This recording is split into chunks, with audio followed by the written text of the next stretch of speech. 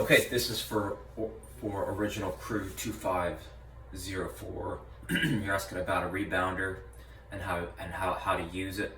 There's an Instagram page. It's called, I believe it's emerson.soccer, and I believe it's Emerson. It's their women's team's Instagram page, and you see them incorporating it into their training a lot.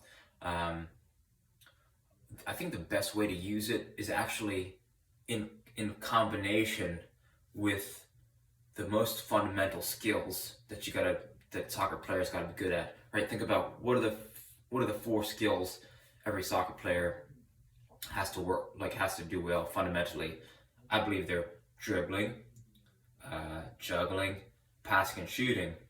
So I think the way that the rebounder can help you is it almost acts as it acts as a friend. It acts as a training partner, right? Because you can play it in and it hits you back. But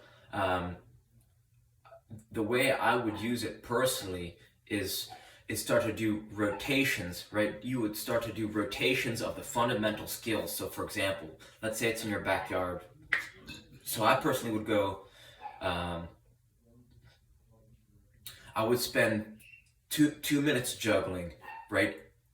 You could freestyle, you could go, rhythmically, relaxed breathing, right foot, left foot, right foot, left foot, and then so go for a couple of minutes, right? And then after I've gotten to a nice rhythm and I'm relaxed and I'm aware, then you kind of transition, you kind of shift over to now you're working back and forth with this rebounder. So you're going right foot, left foot, right foot, left foot, or you're going right thigh, lace, and then ball comes back, left thigh, lace, and then right thigh, lace, or you could go laces, laces, laces, laces, or just insides, right? So it's a nice, you're starting to get in a rhythmic tempo, and then after you do that for a few minutes, then you're doing some, you could do some dribbling sequences or some ball mastery. My favorite is a Tom Turnbull dribbling sequence. It goes with one foot, you go outside, outside, inside, outside, inside. Then you switch feet, outside, outside, inside, outside, inside.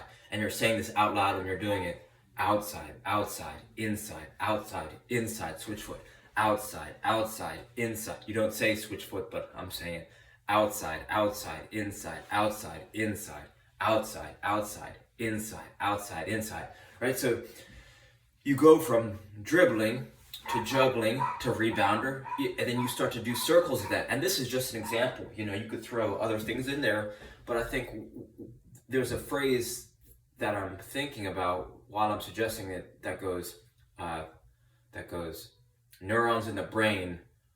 The neurons in the brain, the ones that fire together, wire together, right? Because if you think about a soccer game, you're running, and then you get the ball, and then sometimes it's a quick, 1-2 pass, or sometimes, you dribble, and then you take it, and then, cross it in, and then you might get a rebound and you're shooting. So it's not like you're just doing just one thing, right? So you have to dribble, you have to pass, and you have to shoot, and you got to juggle. So by incorporating that into your training session and using the rebounder to your advantage, I think doing this is a smarter way to train, as opposed to just going in your backyard and then it's 15 minutes of rebound work. And I'm not saying that that's not effective. I think that's super effective.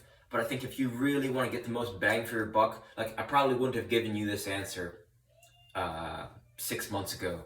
But I think now that I'm really starting to hone down into, okay, let's maximize every single minute in the most efficient, effective way possible with the least amount of time, right? A lot of players, maybe they're well off and they have a lot of time to train and they got a lot of money. I don't have, I'm trying to just train as smart, just as everyone else. I don't have infinite time. I don't have infinite money. And you think you want to get the most bang for your buck. So this is the way I'd set it up, right? Nice warm up, juggling, then you go into, you could do juggling, then you could do dribbling, and then you could go rebounder. I actually think it's more smart if you go juggling, rebounder, dribbling, right? Because they say a world-class player is gonna warm up. If you only had an hour and you're a world-class player, then you should do dynamic warm-up, agility, juggling, dribbling, passing and shooting.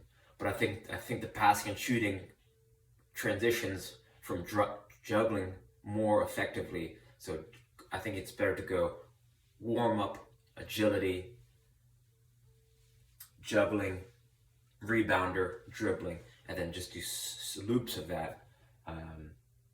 But keep in mind, if you're not already using a kick trainer, I think a kick trainer is almost superior to a rebounder. And I'm not trying to discourage rebounder use, but I'm trying to encourage kick trainer use because you can bring this everywhere you go, and some rebounders are more or less portable than others, right? This thing, you could throw it in your backpack, you could bring it on walks. You can't do that with a rebounder. So, I mean, if you want to even be more effective with your training, a whole bunch of professional clubs, AC Milan, Sevilla, Ajax, right? All the European countries, they're having their young players use a ball and a rope just to train smarter and develop both their feet. And this is $24 on Amazon. It's hard to beat. Or just make one yourself, right? Size 1 ball, a length of rope. That's all, that's all it is. So reach out with any questions, and thanks for your time. All right.